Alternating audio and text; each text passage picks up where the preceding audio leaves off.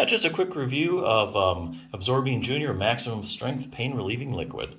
So starting at the beginning, what's it for? I mean, why would you consider buying this product or using it? Well, it's mainly for pain relief, basically for aches and pains, aching joints, that sort of thing.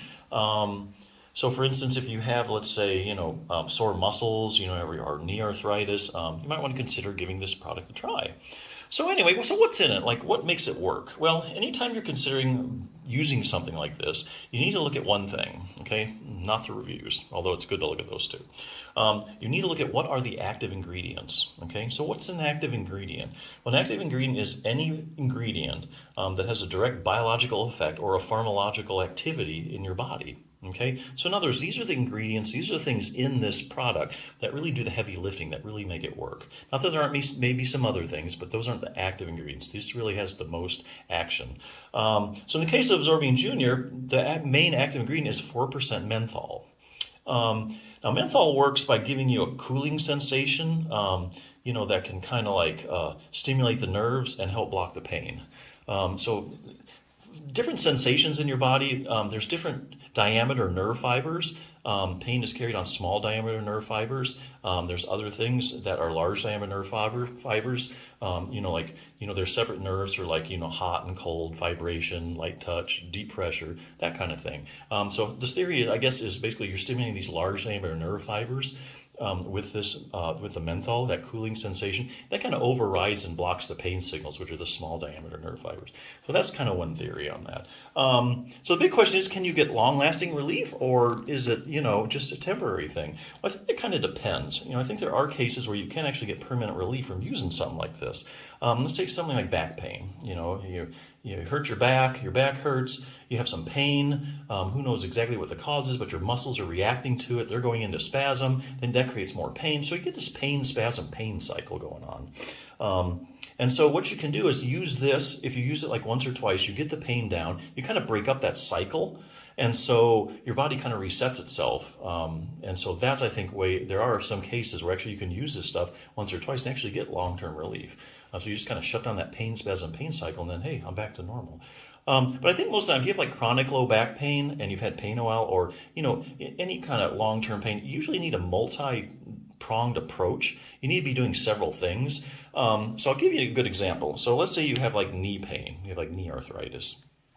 Okay, and you can't really do much with your knee. Your knee hurts. Use this stuff, gets rid of the pain. Okay, so when you get rid of the pain using this stuff, now you can do other things that might give you long-term relief. For instance, it's pretty much set in the literature that if you exercise is a good tried and true treatment for arthritis. Okay, if you get your muscles stronger, you make things more flexible, the pain will go away because you improve the function of your knee. So what you do is you use this. You get the pain down. Now you're able to move your knee around a little better and tolerate some exercises. So take something like this book here, Bulletproof Your Knee by Jim Johnson, PT. Basically, this aims to improve the function of your knee. And that's really what it's about, even like with knee arthritis. They did a study one time where they looked at, they took a big group of people and they x-rayed their knees and they looked at, how flexible was their knee, how strong were their knee muscles. They looked at, how depressed the people were, any anxiety, looked at everything.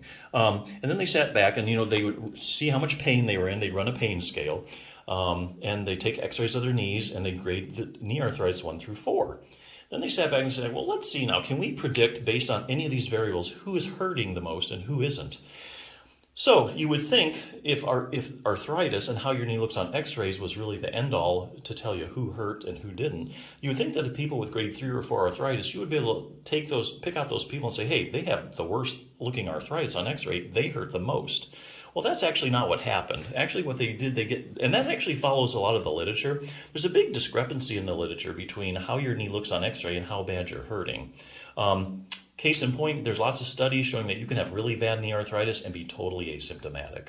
There's a lot of studies using, X-ray and MRIs, CT scans that prove that. So basically, you can have asymptomatic knee arthritis. So then, hey, what does cause the pain? If it's not just solely all about the status of your articular cartilage in your knee, what else can account for it? Okay, so in the study, they found that if you look at, like, say, the strength of your knee muscles, certain knee muscles, they found, hey, we can predict now who hurts the most in the knee based on how strong their muscles are. Whoever had the better range of motion, things like that. So they really couldn't predict very well based on what your knee looked like on x-ray, but looking at the function of your knee, they could then tell who hurt and who didn't, or at least who hurts the most. Like the people with the weakest quadriceps muscles, they hurt the most.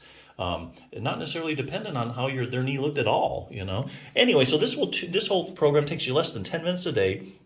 We'll tune up your knee, get it solely aimed at the function of your knee. And if you're not into exercise, I think this is great because some days it takes you like less than 5 minutes to do if you're just doing the stretching. So for instance, keep your quads strong. Just about any knee problem you can name. I can probably show you a study that shows you that you probably have a problem with your quadriceps muscle. It's a big muscle on the top of your leg, basically stabilizes your knee joint. And they find for some reason when you have problems with your knee, it really takes its toll on your quads. So this will give you some exercises for that. Fine-tune control over your knee. Some knee problems are actually due to problems up at the hip. For instance, I know like iliotibial band syndrome. If you have, that's a lot of runners get that. They find that there's actually a problem with the weak hip abductors. And then likewise, there's some randomized controlled trials showing that if you increase the strength of your hip abductors, the pain goes away. And you don't have iliotibial band syndrome anymore. Optimize knee flexibility. You might think your knee just like bends and straightens, but actually about the last 10 or 15 degrees of straightening your knee, it actually rotates a little bit. So that's another accessory motion you need to get full function. Give you some exercise for that. Increase dynamic knee stability. Here we're talking about proprioception. Especially I know in the arthritis literature, when you look at knee arthritis, they get around testing the proprioception. They find it's decreased compared to normals. So you get an exercise to get your knee proprioception back. Anyway, great little program. The point being that maybe you can't do that now, okay, because your knee hurts, but you use something like this, you get the pain down, that will allow you to get, after a week or two, getting your knee stronger, more flexible, increase the proprioception. Now you're going to get more lasting relief. So that's kind of the whole point. So yeah, good product, definitely. Check it out.